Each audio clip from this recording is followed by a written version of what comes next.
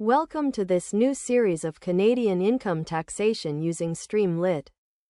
This video will quickly show how to set up Streamlit on your computer. It is assumed you know how to use the terminal on your computer. You will need to have Python 3.9 and later versions. When working with Python, it is always recommended to work in a virtual environment, as this keeps all imported libraries together and helps reduce import errors. You can make a directory or simply change into a directory folder. In the terminal, type python-m venv versus env, then type source versus en versus /bin/activate.